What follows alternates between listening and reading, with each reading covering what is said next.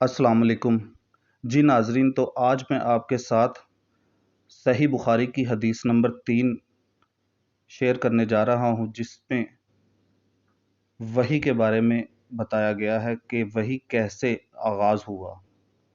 حضرت صلی اللہ علیہ وآلہ وسلم کا ابتدائی دور اچھے سچے پاکیزہ خوابوں سے شروع ہوا۔ آپ خواب میں جو کچھ دیکھتے وہ صبح کی روشنی کی طرح صحیح اور سچا ثابت ہوتا۔ پھر من جانب قدرت آپ تنہائی پسند ہو گئے اور آپ صلی اللہ علیہ وآلہ وسلم نے غار حرا میں خلوت نشینی اختیار فرمائی اور کئی دن اور رات وہاں مسلسل عبادت اور یاد الہی اور ذکر و فکر میں مشغول رہتے، جب تک گھر آنے کو دل نہ چاہتا۔ توشہ ہمراہ لیے ہوئے وہاں رہتے۔ توشہ ختم ہونے پر ہی اہلیہ محترمہ حضرت خدیجہ رضی اللہ تعالی عنہا کے پاس تشریف لاتے اور کچھ توشہ ہمراہ لے کر پھر وہاں جا کر خلوت گزین ہو جاتے۔ یہی طریقہ جاری رہا یہاں تک کہ آپ پر حق منکشف ہو گیا اور آپ غار حرا ہی میں قیام پذیر تھے کہ اچانک حضرت جبرائیل علیہ السلام آپ کے پاس حاضر ہوئے اور کہنے لگے کہ اے محمد صلی اللہ علیہ وآلہ وسلم پڑھو۔ آپ فرماتے ہیں کہ میں نے کہا کہ میں پڑھنا نہیں جانتا۔ آپ صلی اللہ علیہ وآلہ وسلم فرماتے ہیں کہ فرشتے نے مجھے پکڑ کر اتنے زور سے بھینچا کہ میری طاقت جواب دے گئی، پھر مجھے چھوڑ دیا۔ کہا پڑھو۔ میں نے پھر وہی جواب دیا کہ میں پڑھا ہوا نہیں ہوں۔ اس فرشتے نے مجھ کو نہایت ہی زور سے بھینچا کہ مجھ کو سخت تکلیف محسوس ہوئی۔ پھر اس نے کہا پڑھ۔ میں نے کہا کہ میں پڑھا ہوا نہیں ہوں۔ فرشتے نے تیسری بار مجھ کو پکڑا اور تیسری مرتبہ پھر مجھ کو بھینچا، پھر مجھے چھوڑ دیا اور کہنے لگا کہ پڑھو اپنے رب کے نام کی مدد سے جس نے پیدا کیا اور انسان کو خون کی پھٹکی سے بنایا۔ پڑھو اور آپ کا رب بہت ہی مہربانیاں کرنے والا ہے۔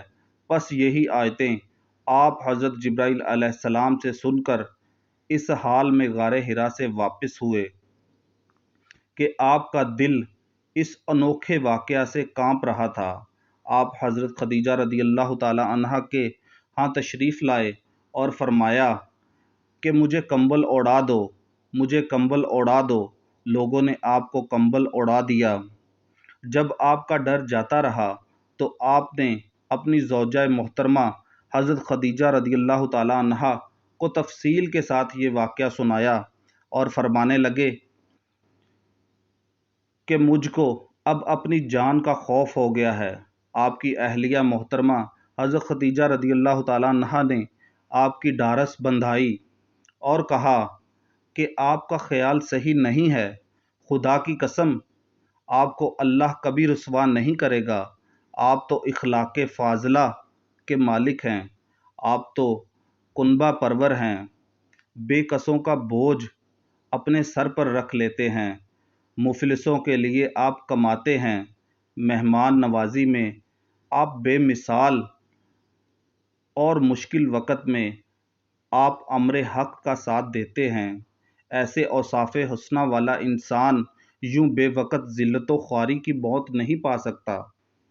پھر مزید تسلی کے لیے حضرت خدیجہ رضی اللہ تعالی عنہا آپ صلی اللہ علیہ وآلہ وسلم کو ورقہ بن نوفل کے پاس لے گئیں، جو ان کے چچا زاد بھائی اور زمانہ جاہلیت میں نصرانی مذہب اختیار کر چکے تھے اور عبرانی زبان کے کاتب تھے۔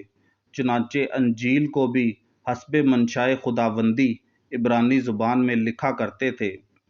انجیل سرانی زبان میں نازل ہوئی تھی، پھر اس کا ترجمہ عبرانی زبان میں ہوا۔ ورقہ اسی کو لکھتے تھے۔ وہ بہت بوڑھے ہو چکے تھے، یہاں تک کہ ان کی بینائی بھی رخصت ہو چکی تھی۔ حضرت خدیجہ رضی اللہ تعالی عنہا نے ان کے سامنے آپ کے حالات بیان کیے اور کہا کہ اے چچا زاد، اپنے بھتیجے محمد صلی اللہ علیہ وآلہ وسلم کی زبانی ذرا ان کی کیفیت سن لیجئے۔ وہ بولے کہ بھتیجے، آپ نے جو کچھ دیکھا اس کی تفصیل سناؤ۔ چنانچہ آپ صلی اللہ علیہ وآلہ وسلم نے از اول تا آخر پورا واقعہ سنایا، جسے سن کر ورقہ بے اختیار ہو کر بول اٹھے کہ یہ تو وہی ناموس یعنی معزز اور رازدان فرشتہ ہے جسے اللہ نے حضرت موسیٰ علیہ السلام پر وحی دے کر بھیجا تھا۔ کاش میں آپ کے اس عہد نبوت کے شروع ہونے پر جوان عمر ہوتا، کاش میں اس وقت زندہ ہوتا جبکہ آپ کی قوم آپ کو اس شہر سے نکال دے گی۔ رسول کریم صلی اللہ علیہ وآلہ وسلم نے یہ سن کر تعجب سے پوچھا کہ کیا وہ لوگ مجھ کو نکال دیں گے، حالانکہ میں تو ان میں صادق و امین و مقبول ہوں؟ ورقہ بولا، ہاں یہ سب کچھ سچ ہے، مگر جو شخص بھی آپ کی طرح امر حق لے کر آیا لوگ اس کے دشمن ہی ہو گئے۔ اگر مجھے آپ کی نبوت کا وہ زمانہ مل جائے تو میں آپ کی پوری مدد کروں گا، مگر ورقہ کچھ دنوں کے بعد انتقال کر گئے۔ پھر کچھ عرصہ تک وحی کی آمد موقوف رہی۔